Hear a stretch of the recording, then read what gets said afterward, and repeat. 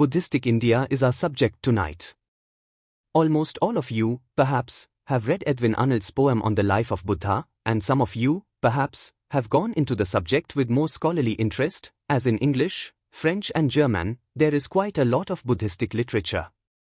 Buddhism itself is the most interesting of subjects, for it is the first historical outburst of a world religion. There have been great religions before Buddhism arose, in India and elsewhere, but, more or less, they are confined within their own races. The ancient Hindus or ancient Jews or ancient Persians, every one of them had a great religion, but these religions were more or less racial. With Buddhism first begins that peculiar phenomenon of religion boldly starting out to conquer the world.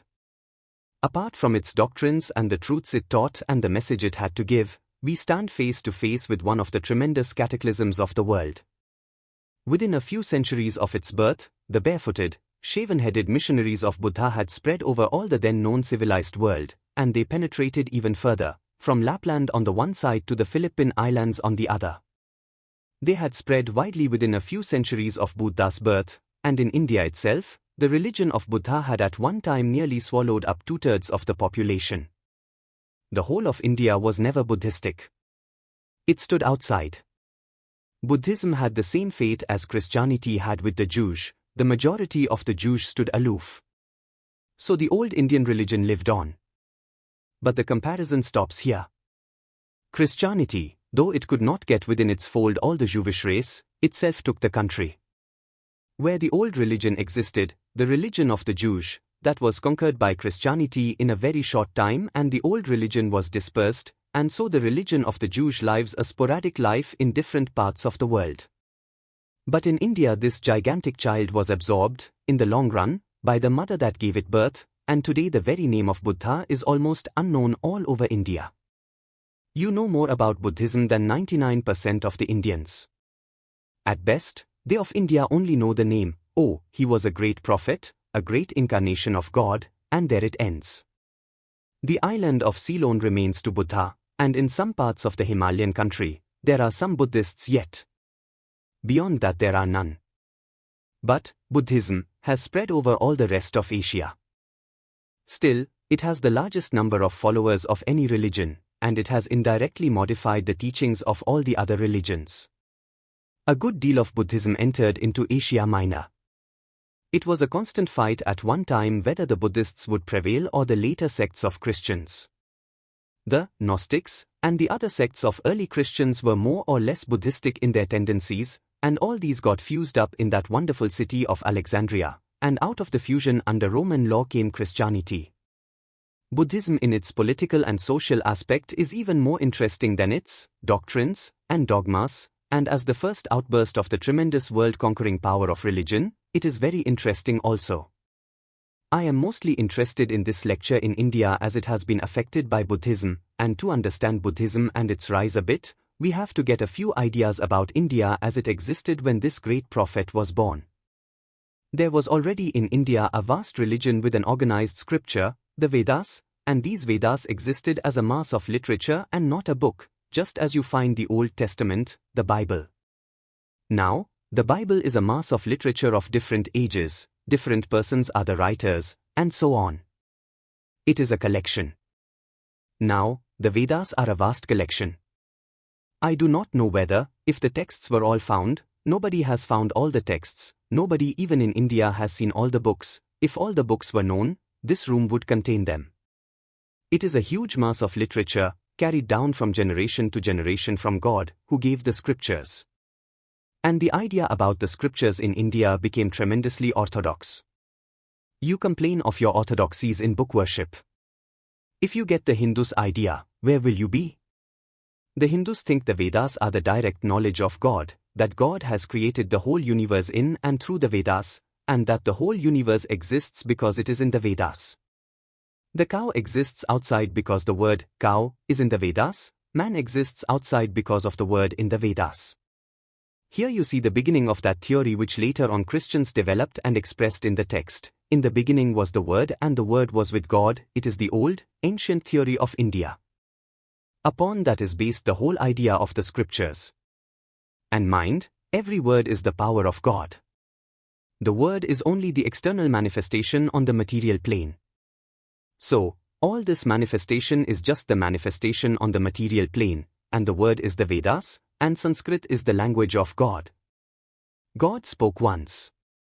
He spoke in Sanskrit, and that is the divine language. Every other language, they consider, is no more than the braying of animals, and to denote that they call every other nation that does not speak Sanskrit, mlekas, the same word as the barbarians of the Greeks. They are braying, not talking, and Sanskrit is the divine language. Now, the Vedas were not written by anybody, they were eternally coexistent with God. God is infinite. So is knowledge, and through this knowledge is created the world. Their idea of ethics is that a thing is good because the law says so. Everything is bounded by that book, nothing can go beyond that, because the knowledge of God, you cannot get beyond that. That is Indian orthodoxy. In the latter part of the Vedas, you see the highest, the spiritual.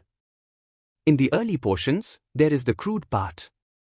You quote a passage from the Vedas, that is not good, you say. Why? There is a positive evil injunction, the same as you see in the Old Testament. There are numbers of things in all old books, curious ideas, which we would not like in our present day. You say, this doctrine is not at all good, why, it shocks my ethics. How did you get your idea? Merely, by your own thought? Get out. If it is ordained by God, what right have you to question? When the Vedas say, do not do this is immoral, and so on, no more have you the right to question at all. And that is the difficulty.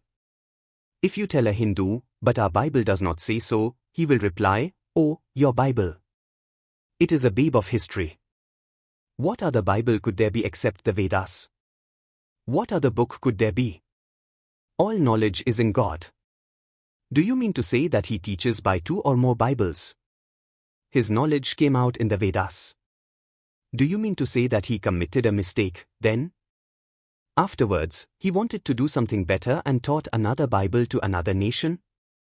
You cannot bring another book that is as old as Vedas. Everything else, it was all copied after that. They would not listen to you. And the Christian brings the Bible.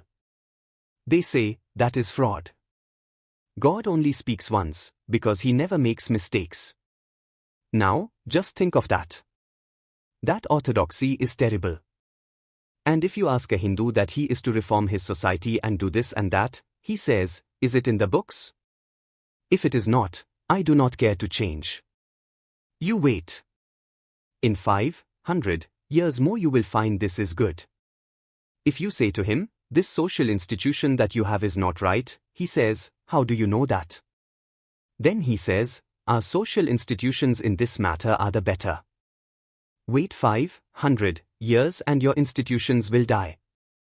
The test is the survival of the fittest. You live, but there is not one community in the world which lives 500 years together. Look here. We have been standing all the time. That is what they would say. Terrible orthodoxy. And thank God I have crossed that ocean. This was the orthodoxy of India. What else was there? Everything was divided, the whole society, as it is today, though in a much more rigorous form then, divided into castes. There is another thing to learn. There is a tendency to make castes just, now, going on here in the West. And I myself, I am a renegade. I have broken everything. I do not believe in caste, individually. It has very good things in it. For myself, Lord help me. I would not have any caste, if he helps me. You understand what I mean by caste, and you are all trying to make it very fast. It is a hereditary trade, for the Hindu. The Hindu said in olden times that life must be made easier and smoother. And what makes everything alive? Competition. Hereditary trade kills. You are a carpenter? Very good, your son can be only a carpenter. What are you? A blacksmith? Blacksmithing becomes a caste, your children will become blacksmiths. We do not allow anybody else to come into that trade, so you will be quiet and remain there. You are a military man, a fighter? Make a caste. You are a priest? Make a caste. The priesthood is hereditary. And so on. Rigid, high power. That has a great side, and that side is that it really rejects competition. It is that which has made the nation live while other nations have died, that caste. But there is a great evil, it checks individuality. I will have to be a carpenter because I am born a carpenter, but I do not like it. That is in the books, and that was before Buddha was born. I am talking to you of India as it was before Buddha. And you are trying today what you call socialism. Good things will come, but in the long run you will be a blight upon the race. Freedom is the watchword. Be free. A free body, a free mind, and a free soul. That is what I have felt all my life. I would rather be doing evil freely than be doing good under bondage. Well, these things that they are crying for now in the West, they have done ages before there. Land has been nationalized by thousands, all these things. There is blame upon this hidebound caste. The Indian people are intensely socialistic. But, beyond that, there is a wealth of individualism. They are as tremendously individualistic, that is to say, after laying down all these minute regulations. They have regulated how you should eat, drink, sleep, die. Everything is regulated there, from early morning to when you go to bed and sleep, you are following regulations and law. Law, law. Do you wonder that a nation should live under that? Law is death. The more of the law in a country, the worse for the country. But to be an individual, we go to the mountains, where there is no law, no government. The more of law you make, the more of police and socialism, the more of blackguards there are. Now this tremendous regulation of law is there. As soon as a child is born, he knows that he is born a slave, slave to his caste, first, slave to his nation, next. Slave, slave, slave. Every action, his drinking and his eating. He must eat under a regular method, this prayer with the first morsel, this prayer with the second, that prayer with the third, and that prayer when he drinks water. Just think of that. Thus, from day to day, it goes on and on. But they were thinkers. They knew that this would not lead to real greatness. So they left a way out for them all. After all, they found out that all these regulations are only for the world and the life of the world. As soon as you do not want money, and you do not want children, no business for this world, you can go out entirely free. Those that go out thus were called sannyasins, people who have given up. They never organized themselves, nor do they now. They are a free order of men and women who refuse to marry, who refuse to possess property, and they have no law, not even the Vedas bind them. They stand on the top of the Vedas. They are at the other pole from our social institutions. They are beyond caste. They have grown beyond. They are too big to be bound by these little regulations and things. Only two things are necessary for them: they must not possess property and must not marry. If you marry, settle down, or possess property, immediately the regulations will be upon you, but if you do not do either of these two, you are free. They were the living gods of the race, and 99% of our great men and women were to be found among them. In every country, real greatness of the soul means extraordinary individuality, and that individuality you cannot get in society. It frets and fumes and wants to burst society. If society wants to keep it down, that soul wants to burst society into pieces. And they made an easy channel. They say, well, once you get out of society, then you may preach and teach everything that you like. We only worship you from a distance.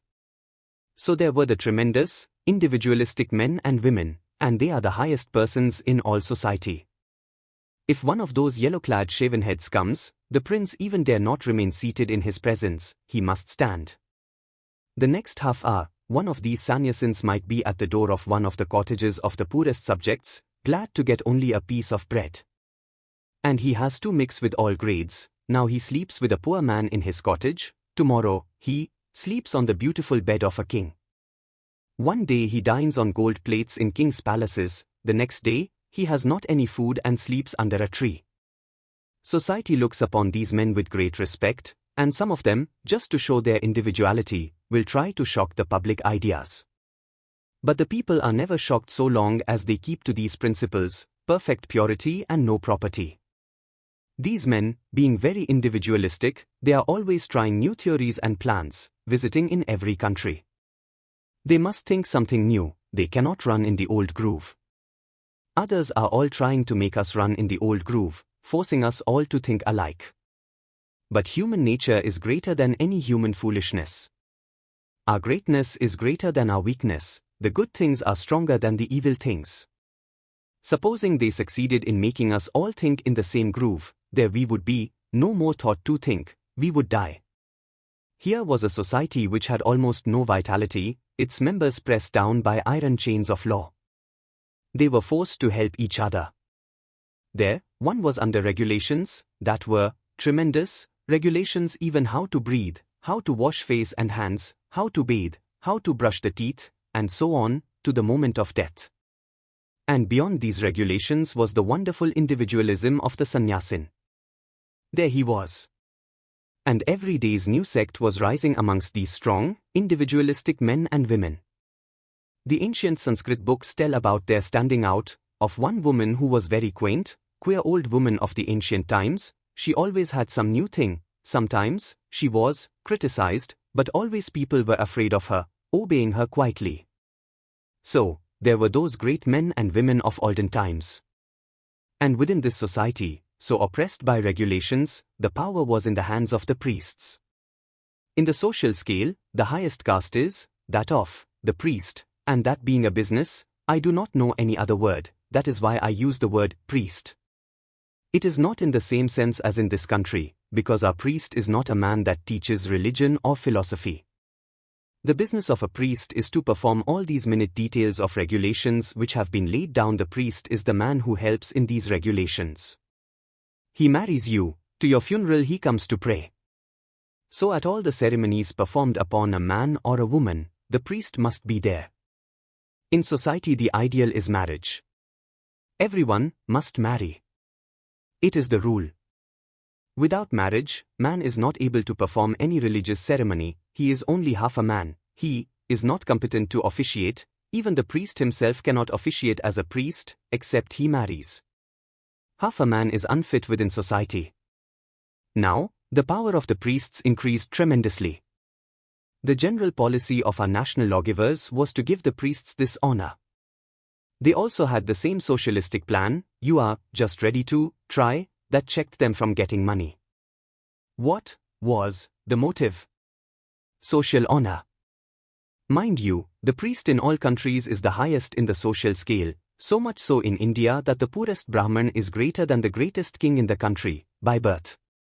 He is the nobleman in India. But the law does not allow him ever to become rich. The law grinds him down to poverty, only it gives him this honor. He cannot do 1,000 things, and the higher is the caste in the social scale, the more restricted are its enjoyments. The higher the caste, the less the number of kinds of food that man can eat, the less the amount of food that man may eat, the less the number of occupations he may engage in. To you, his life would be only a perpetual train of hardships, nothing more than that. It is a perpetual discipline in eating, drinking, and everything, and all penalties which are required from the lower caste are required from the higher 10 times more. The lowest man tells a lie, his fine is $1. A Brahman, he must pay, say, $100, for he knows better. But this was a grand organization to start with. Later on, the time came when these priests, began to get all the power in their hands, and at last they forgot the secret of their power, poverty.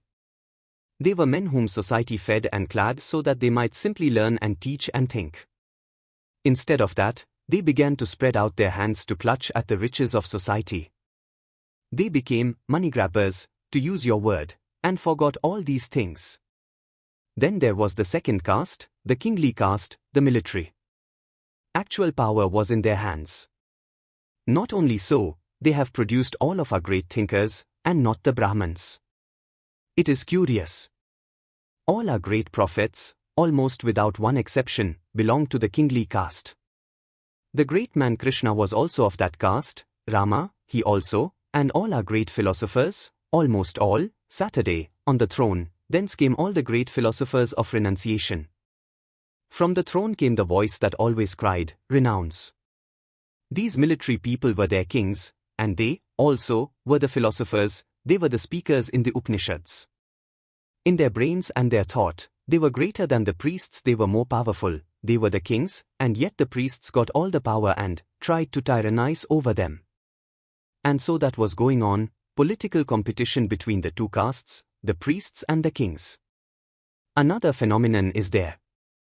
Those of you that have been to hear the first lecture already know that in India there are two great races, one is called the Aryan, the other, the non-Aryan. It is the Aryan race that has the three castes, but the whole of the rest are dubbed with one name, Shudras, no caste.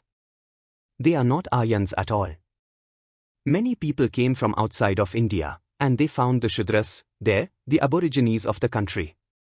However it may be, these vast masses of non-Aryan people and the mixed people among them, they gradually became civilized and they began to scheme for the same rights as the Aryans. They wanted to enter their schools and their colleges, they wanted to take the sacred thread of the Aryans, they wanted to perform the same ceremonies as the Aryans, and wanted to have equal rights in religion and politics like the Aryans. And the Brahman priest, he was the great antagonist of such claims. You see, it is the nature of priests in every country, they are the most conservative people, naturally.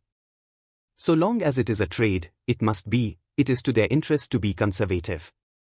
So this tide of murmur outside the Aryan Pale, the priests were trying to check with all their might. Within the Aryan Pale, there was also a tremendous religious ferment, and it was mostly led by this military caste. There was already the sect of Jans, who are a conservative force in India, even today. It is a very ancient sect. They declared against the validity of the scriptures of the Hindus, the Vedas. They wrote some books themselves, and they said, our books are the only original books, the only original Vedas, and the Vedas that now are going on under that name have been written by the Brahmins to dupe the people. And they also laid the same plan. You see, it is difficult for you to meet the arguments of the Hindus about the scriptures. They also claimed that the world has been created through those books. And they were written in the popular language. The Sanskrit, even then, had ceased to be a spoken language, it had just the same relation to the spoken language as Latin has to modern Italian. Now, they wrote all their books in Pali, and when a Brahmin said, why, your books are in Pali, they said, Sanskrit is a language of the dead. In their methods and manners they were different. For, you see, these Hindu scriptures, the Vedas, are a vast mass of accumulation, some of them crude, until you come to where religion is taught, only the spiritual. Now, that was the portion of the Vedas which these sects all claimed to preach. Then, there are 3 steps in the ancient Vedas: first, work; second, worship; third, knowledge. When a man purifies himself by work and worship, then God is within that man. He has realized he is already there. He only can have seen him because the mind has become pure. Now, the mind can become purified by work and worship. That is all. Salvation is already there. We don't know it. Therefore, work, worship, and knowledge are the 3 steps. By work, they mean doing good to others. That has, of course, something in it, but mostly, as to the Brahmins, work means to perform these elaborate ceremonials, killing of cows and killing of bulls, killing of goats and all sorts of animals that are taken fresh and thrown into the fire, and so on. Now, declared the Jans, that is no work at all, because injuring others can never be any good work, and they said, this is the proof that your Vedas are false Vedas, manufactured by the priests, because you do not mean to say that any good book will order us to be killing animals and doing these things. You do not believe it. So all this killing of animals and other things that you see in the Vedas, they have been written by the Brahmins, because they alone are benefited. It is the priest only who pockets the money and goes home. So, therefore, it is all priestcraft. It was one of their doctrines that there cannot be any God, the priests have invented God, that the people may believe in God and pay them money. All nonsense. There is no God. There is nature and there are souls, and that is all. Souls have got entangled into this life and got round them the clothing of man you call a body. Now, do good work. But from that naturally came the doctrine that everything that is matter is vile. They are the first teachers of asceticism. If the body is the result of impurity, why, therefore the body is vile. If a man stands on one leg for some time, all right, it is a punishment. If the head comes up bump against a wall, rejoice, it is a very good punishment. Some of the great founders of the Franciscan order, one of them Saint Francis, were going to a certain place to meet somebody, and Saint Francis had one of his companions with him, and he began to talk as to whether the person would receive them or not, and this man suggested that possibly he would reject them. Said Street Francis, that is not enough, brother, but if, when we go and knock at the door, the man comes and drives us away, that is not enough. But if he orders us to be bound and gives us a thorough whipping, even that is not enough. And then, if he binds us hand and foot and whips us until we bleed at every pore and throws us outside in the snow, that would be enough. These same ascetic ideas prevailed at that time. These Jans were the first great ascetics, but they did some great work. Don't injure any and do good to all that you can, and that is all the morality and ethics, and that is all the work there is, and the rest is all nonsense. The Brahmins created that. Throw it all away. And then they went to work and elaborated this one principle all through, and it is a most wonderful ideal, how all that we call ethics they simply bring out from that one great principle of non-injury and doing good. This sect was at least 500 years before Buddha, and he was 550 years before Christ. The dates of the Jana and Buddha were not known accurately in those days. Now the whole of the animal creation they divide into 5 sections. The lowest have only one organ, that of touch, the next one, touch and taste, the next, touch, taste, and hearing, the next, touch, taste, hearing, and sight. And the next, the 5 organs. The first 2, the 1 organ and the 2 organ, are invisible to the naked eye, and they are everywhere in water. A terrible thing, killing these low forms of life. This bacteriology has come into existence in the modern world only in the last 20 years and therefore nobody knew anything about it. They said, the lowest animals are only 1 organ, touch, nothing else. The next greater were also invisible. And they all knew that if you boiled water these animals were killed. So these monks, if they died of thirst, they would never kill these animals by drinking water. But if a monk stands at your door and you give him a little boiled water, the sin is on you of killing the animals, and he will get the benefit. They carry these ideas to ludicrous extremes. For instance, in rubbing the body, if he bathes, he will have to kill numbers of animalcules, so he never bathes. He gets killed himself, he says that is all right. Life has no care for him, he will get killed and save life. These Jans were there. There were various other sects of ascetics, and while this was going on the one hand, there was the political jealousy between the priests and the kings. And then these different dissatisfied sects were springing up everywhere. And there was the greater problem, the vast multitudes of people wanting the same rights as the Aryans, dying of thirst while the perennial stream of nature went flowing by them, and no right to drink a drop of water. And that man was born, the great man Buddha. Most of you know about him, his life. And in spite of all the miracles and stories that generally get fastened upon any great man, in the first place, he is one of the most historical prophets of the world.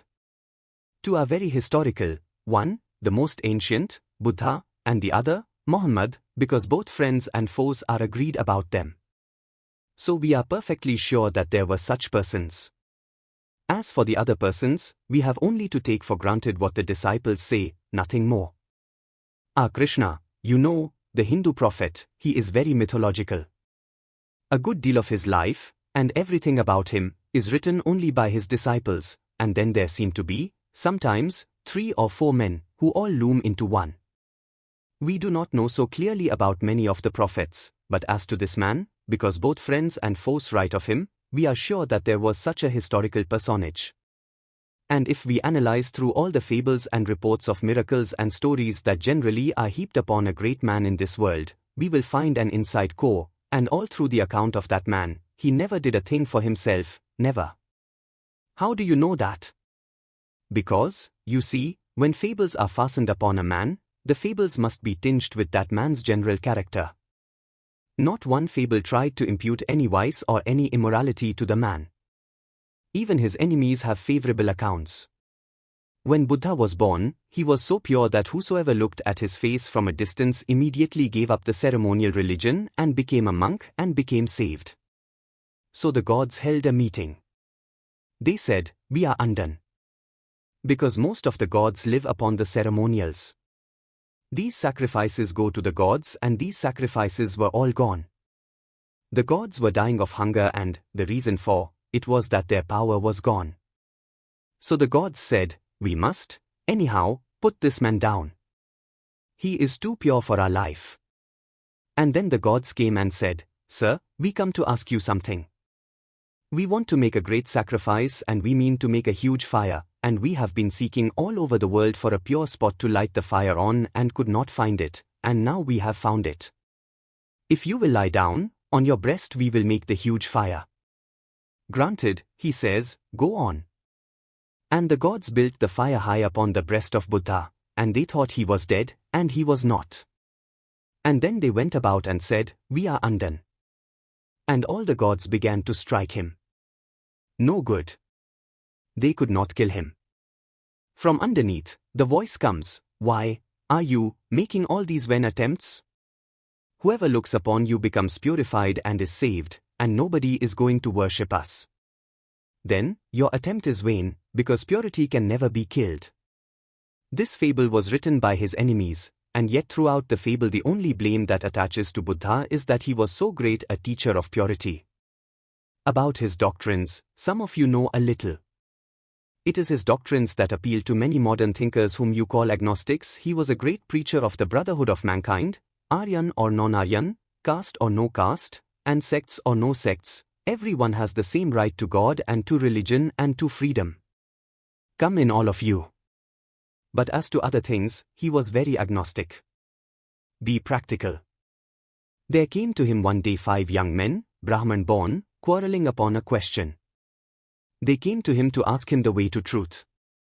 And one said, "My people teach this, and this is the way to truth." The other said, "I have been taught this, and this is the only way to truth." "Which is the right way, sir?" "Well, you say your people taught this is truth and is the way to God?" "Yes." "But did you see God?" "No, sir." "Your father?" "No, sir." "Your grandfather?" "No, sir." "None of them saw God?" "No." "Well, and your teachers, neither any of them saw God?" "No." And he asked the same to the others. They all declared that none had seen God. "Well," said Buddha, "in a certain village came a young man weeping and howling and crying, 'Oh, I love her so. Oh my, I love her so.'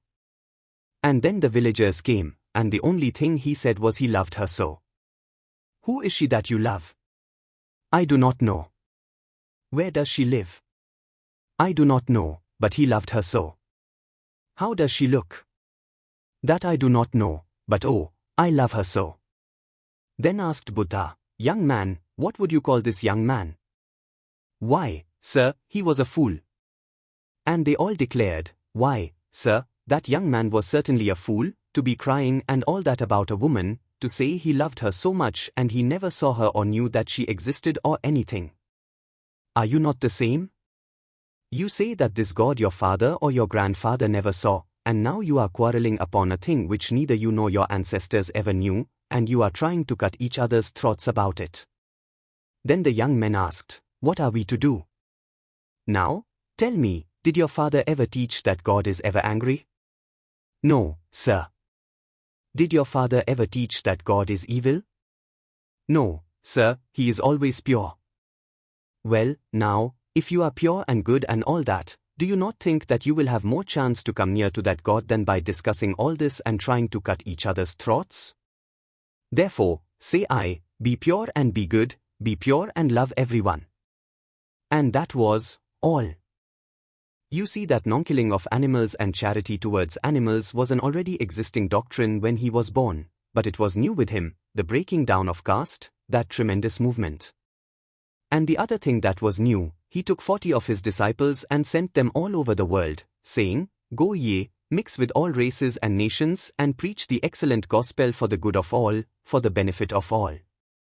And, of course, he was not molested by the Hindus. He died at a ripe old age. All his life he was a most stern man, he never yielded to weakness. I do not believe many of his doctrines, of course, I do not. I believe that the Vedantism of the old Hindus is much more thoughtful, is a grander philosophy of life. I like his method of work, but what I like most in that man is that, among all the prophets of mankind, here was a man who never had any cobwebs in his brain, and who was sane and strong. When kingdoms were at his feet, he was still the same man, maintaining, I am a man amongst men. Why, the Hindus, they are dying to worship somebody. You will find, if you live long enough, I will be worshipped by our people. If you go there to teach them something, before you die you will be worshipped. Always trying to worship somebody. And living in that race, the world-honored Buddha, he died always declaring that he was but man. None of his adulators could draw from him one remark that he was anything different from any other man. Those last dying words of his always thrilled through my heart. He was old, he was suffering, he was near his death, and then came the despised outcast, he lives on carrion, dead animals, the Hindus would not allow them to come into cities, one of these invited him to a dinner and he came with his disciples, and the poor Chanda, he wanted to treat this great teacher according to what he thought would be best, so he had a lot of pig's flesh and a lot of rice for him, and Buddha looked at that. The disciples were all hesitating, and the master said, Well, do not eat, you will be hurt. But he quietly sat down and ate.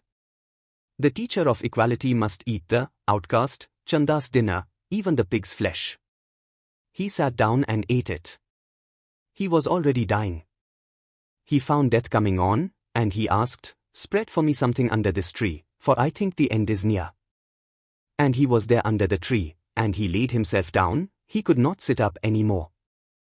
And the first thing he did, he said, Go to that Chanda and tell him that he has been one of my greatest benefactors, for his meal, I am going to Nirvana. And then several men came to be instructed, and a disciple said, Do not go near now, the master is passing away. And as soon as he heard it, the Lord said, Let them come in. And somebody else came and the disciples would not let them enter. Again they came, and then the dying Lord said, And O, thou Ananda, I am passing away. Weep not for me. Think not for me. I am gone. Work out diligently your own salvation. Each one of you is just what I am. I am nothing but one of you. What I am today is what I made myself. Do you struggle and make yourselves what I am? These are the memorable words of Buddha. Believe not because an old book is produced as an authority. Believe not because your father said, you should, believe the same. Believe not because other people like you believe it. Test everything, try everything, and then believe it, and if you find it for the good of many, give it to all. And with these words, the master passed away. See the sanity of the man. No gods, no angels, no demons, nobody. Nothing of the kind. Stern, sane, every brain cell perfect and complete, even at the moment of death. No delusion. I do not agree with many of his doctrines. You may not. But in my opinion, oh, if I had only one drop of that strength. The sanest philosopher the world ever saw. Its best and its sanest teacher. And never that man bent before even the power of the tyrannical Brahmins. Never that man bent. Direct and everywhere the same, weeping with the miserable, helping the miserable, singing with the singing, strong with the strong, and everywhere the same sane and able man. And, of course, with all this I can not understand his doctrine. You know, he denied that there was any soul in man, that is, in the Hindu sense of the word. Now, we Hindus all believe that there is something permanent in man, which is unchangeable and which is living through all eternity. And that in man we call Atman, which is without beginning and without end. And we believe that there is something permanent in nature, and that we call Brahman, which is also without beginning and without end. He denied both of these. He said there is no proof of anything permanent. It is all a mere mass of change. A mass of thought in a continuous change is what you call a mind. The torch is leading the procession. The circle is a delusion. Or take the example of a river dot. It is a continuous river passing on, every moment a fresh mass of water passing on. So is this life, so is all body, so is all mind. Well, I do not understand his doctrine, we Hindus never understood it. But I can understand the motive behind that. Oh, the gigantic motive. The Master says that selfishness is the great curse of the world, that we are selfish and that therein is the curse. There should be no motive for selfishness. You are, like a river, passing on, a continuous phenomenon. Have no God, have no soul, stand on your feet and do good for good's sake, neither for fear of punishment nor for the sake of going anywhere. Stand sane and motiveless. The motive is, I want to do good, it is good to do good. Tremendous. Tremendous. I do not sympathize with his metaphysics at all, but my mind is jealous when I think of the moral force. Just ask your minds which one of you can stand for 1 hour, able and daring like that man. I cannot for 5 minutes. I would become a coward and want a support. I am weak, a coward. And I warm to think of this tremendous giant.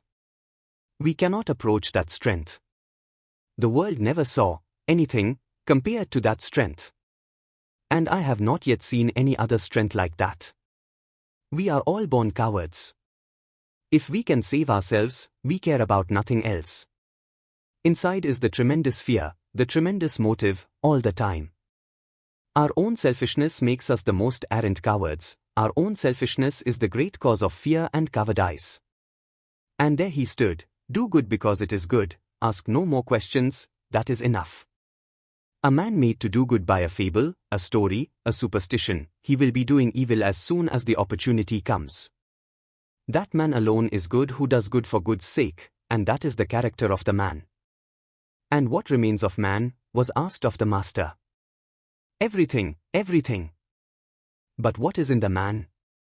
Not the body, not the soul, but character. And that is left for all ages. All that have passed and died, they have left for us their characters, eternal possessions for the rest of humanity, and these characters are working all through. What of Buddha? What of Jesus of Nazareth? The world is full of their characters. Tremendous doctrine. Let us come down a little, we have not come to the subject at all. Laughter. I must add not a few words more this evening. And then, what he did. His method of work, organization. The idea that you have today of church is his character. He left the church. He organized these monks and made them into a body. Even the voting by ballot is there 560 years before Christ. Minute organization. The church was left and became a tremendous power, and did great missionary work in India and outside India. Then came, 300 years after, 200 years before Christ, the great Emperor Asoka, as he has been called by your Western historians, the divinest of monarchs, and that man became entirely converted to the ideas of Buddha, and he was the greatest emperor of the world at that time. His grandfather was a contemporary of Alexander, and since Alexander's time, India had become more intimately connected with Greece. Every day in Central Asia some inscription or other is being found. India had forgotten all about Buddha and Asoka and everyone. But there were pillars, obelisks, columns, with ancient letters which nobody could read. Some of the old Mughal emperors declared they would give millions for anybody to read those, but nobody could. Within the last 30 years those have been read, they are all written in Pali. The first inscription is And then he writes this inscription, describing the terror and the misery of war, and then he became converted to religion. Then said he, henceforth let none of my descendants think of acquiring glory by conquering other races. If they want glory, let them help other races, let them send teachers of sciences and teachers of religion. A glory won by the sword is no glory at all. And next you find how he is sending missionaries even to Alexandria. You wonder that you find all over that part of the country sects rising immediately, called Therputai, Essenes, and all those, extreme vegetarians, and so on. Now this great emperor Asoka built hospitals for men and for animals. The inscriptions show they are ordering hospitals, building hospitals for men and for animals. That is to say, when an animal gets old, if I am poor and cannot keep it any longer, I do not shoot it down for mercy. These hospitals are maintained by public charity. The coasting traders pay so much upon every hundredweight they sell, and all that goes to the hospital, so nobody is touched. If you have a cow that is old, anything, and do not want to keep it, send it to the hospital, they keep it, even down to rats and mice and anything you send. Only, our ladies try to kill these animals sometimes, you know. They go in large numbers to see them and they bring all sorts of cakes. The animals are killed many times by this food. He claimed that the animals should be as much under the protection of the government as man. Why should animals be allowed to be killed? There is no reason. But he says, before prohibiting the killing of animals for food even, people must be provided with all sorts of vegetables. So he sent and collected all kinds of vegetables and planted them in India, and then, as soon as these were introduced, the order was, henceforth, whosoever kills an animal will be punished. A government is to be a government, the animals must be protected also. What business has a man to kill a cow, a goat, or any other animal for food? Thus Buddhism was and did become a great political power in India. Gradually it also fell to pieces, after all, this tremendous missionary enterprise. But to their credit it must be said, they never took up the sword to preach religion. Excepting the Buddhistic religion, there is not one religion in the world which could make one step without bloodshed, not one which could get 100,000 converts just by brain power alone. No, no. All true. And this is just what you are going to do in the Philippines. That is your method. Make them religious by the sword. That is what your priests are preaching. Conquer and kill them that they may get religion. A wonderful way of preaching religion. You know how this great emperor Asoka was converted. This great emperor in his youth was not so good. He had a brother Dot. And the two brothers quarreled and the other brother defeated this one, and the emperor in vengeance wanted to kill him. The emperor got the news that he had taken shelter with a Buddhistic monk. Now, I have told you how our monks are very holy, no one would come near them. The emperor himself came. He said, "Deliver the man to me," then the monk preached to him, "Vengeance is bad. Disarm anger with love. Anger is not cured by anger, nor hatred by hatred. Dissolve anger by love. Cure hatred by love. Friend, if for one evil thou returnest another, thou curest not the first evil, but only add one evil more to the world." The emperor said, "That is all right, fool that you are. Are you ready to give your life for that man?" "Ready, sir." And he came out. And the emperor drew his sword, and he said, "Get ready." And just as he was going to strike, he looked at the face of the man.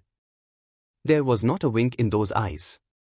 The emperor stopped, and he said, "Tell me, monk, where did you learn this strength, poor beggar, not to wink?" And then he preached again. "Go on, monk," he said. "That is nice," he said. Accordingly, he fell under the charm of the master, Buddha's charm. There have been three things in Buddhism: the Buddha himself, his law, his church. At first it was so simple. When the master died, before his death, they said, "What shall we do with you?" "Nothing." "What monuments shall we make over you?" He said, "Just make a little heap if you want, or just do not do anything."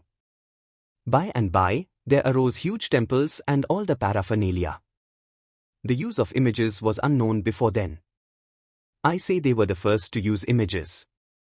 There are images of Buddha and all the saints, sitting about and praying. All this paraphernalia went on multiplying with this organization.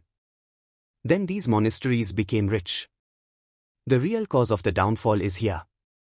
Monasticism is all very good for a few, but when you preach it in such a fashion that every man or woman who has a mind immediately gives up social life, when you find over the whole of India monasteries, some containing 100,000 monks, sometimes 20,000 monks in one building, huge, gigantic buildings, these monasteries, scattered all over India and, of course, centers of learning, and all that, who were left to procreate progeny, to continue the race? Only the weaklings. All the strong and vigorous minds went out. And then came national decay by the sheer loss of vigor. I will tell you of this marvelous brotherhood. It is great. But theory and idea is one thing and actual working is another thing. The idea is very great, practicing non-resistance and all that, but if all of us go out in the street and practice non-resistance, there would be very little left in this city. That is to say, the idea is all right, but nobody has yet found a practical solution as to how to attain it. There is something in caste, so far as it means blood, such a thing as heredity there is, certainly. Now try to understand, why do you not mix your blood with the Negroes, the American Indians? Nature will not allow you. Nature does not allow you to mix your blood with them. There is the unconscious working that saves the race. That was the Aryan's caste. Mind you, I do not say that they are not equal to us. They must have the same privileges and advantages, and everything, but we know that if certain races mix up, they become degraded. With all the strict caste of the Aryan and non-Aryan, that wall was thrown down to a certain extent, and hordes of these outlandish races came in with all their queer superstitions and manners and customs. Think of this, not decency enough to wear clothes, eating carrion, etc. But behind him came his fetish, his human sacrifice, his superstition, his diabolism. He kept it behind, he remained decent for a few years. After that he brought all these things out in front. And that was degrading to the whole race. And then the blood mixed, intermarriages, took place with all sorts of unmixable races. The race fell down. But, in the long run it proved good. If you mix up with Negroes and American Indians, surely this civilization will fall down. But hundreds and hundreds years after, out of this mixture will come a gigantic race once more, stronger than ever, but, for the time being, you have to suffer. The Hindus believe, that is a peculiar belief, I think, and I do not know, I have nothing to say to the contrary, I have not found anything to the contrary, they believe there was only one civilized race, the Aryan. Until he gives his blood, no other race can be civilized. No teaching will do. The Aryan gives his blood to a race, and then it becomes civilized. Teaching alone will not do.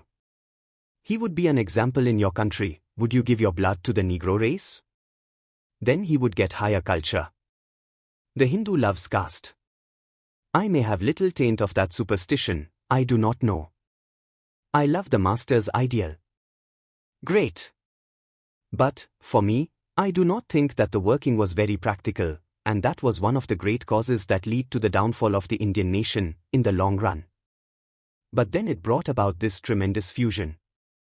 Where so many different races are all fusing, mingling, one man white like you, or yellow, while another man as black as I am, and all grades between these two extremes, and each race keeping their customs, manners, and everything, in the long run a fusion is taking place, and out of this fusion surely will come a tremendous upheaval, but, for the time being, the giant must sleep. That is the effect of all such fusion. When Buddhism went down that way, there came the inevitable reaction. There is but one entity in the whole world. It is a unit world. The diversity is only eye service. It is all one. The idea of unity and what we call monism, without duality, is the idea in India. This doctrine has been always in India, it was brought forward whenever materialism and skepticism broke down everything. When Buddhism broke down everything by introducing all sorts of foreign barbarians into India, their manners and customs and things, there was a reaction, and that reaction was led by a young monk, Shankaracharya. And, instead of preaching new doctrines and always thinking new thoughts and making sects, he brought back the Vedas to life, and modern Hinduism has thus an admixture of ancient Hinduism, over which the Vedantists predominate. But, you see, what once dies never comes back to life, and those ceremonials of Hinduism never came back to life. You will be astonished if I tell you that, according to the old ceremonials, he is not a good Hindu who does not eat beef. On certain occasion he must sacrifice a bull and eat it. That is disgusting now. However, they may differ from each other in India, in that they are all one, they never eat beef. The ancient sacrifices and the ancient gods, they are all gone. Modern India belongs to the spiritual part of the Vedas. Buddhism was the first sect in India. They were the first to say, ours is the only path. Until you join our church, you cannot be saved. That was what they said, it is the correct path. But, being of Hindu blood, they could not be such stony-hearted sectarians as in other countries. There will be salvation for you, nobody will go wrong forever. No, no. There was too much of Hindu blood in them for that. The heart was not so stony as that. But you have to join them. But the Hindu idea, you know, is not to join anybody. Wherever you are, that is a point from which you can start to the center. All right. Hinduism, has this advantage, its secret is that doctrines and dogmas do not mean anything, what you are is what matters. If you talk all the best philosophies the world ever produced, but, if you are a fool in your behavior, they do not count, and if in your behavior you are good, you have more chances. This being so, the Vedantist can wait for everybody. Vedantism teaches that there is but one existence and one thing real, and that is God. It is beyond all time and space and causation and everything. We can never define him. We can never say what he is except that he is absolute existence, absolute knowledge, absolute blissfulness. He is the only reality. Of everything he is the reality, of you and me, of the wall and of everything, everywhere. It is his knowledge upon which all our knowledge depends, it is his blissfulness upon which depends our pleasure, and he is the only reality. And when man realizes this, he knows that I am the only reality, because I am he, what is real in me is he also. So that when a man is perfectly pure and good and beyond all grossness, he finds, as Jesus found, I and my Father are one. The Vedantist has patience to wait for everybody. Wherever you are, this is the highest, I and my Father are one. Realize it. If an image helps, images are welcome. If worshipping a great man helps you, worship him. If worshipping Muhammad helps you, go on. Only be sincere, and if you are sincere, says Vedantism, you are sure to be brought to the goal. None will be left. Your heart, which contains all truth, will unfold itself chapter after chapter, till you know the last truth, that I and my Father are one. And what is salvation? To live with God. Where? Anywhere. Here this moment. One moment in infinite time is quite as good as any other moment. This is the old doctrine of the Vedas, you see. This was revived. Buddhism died out of India. It left its mark on their charity, its animals, etc. in India, and Vedantism is reconquering India from one end to the other.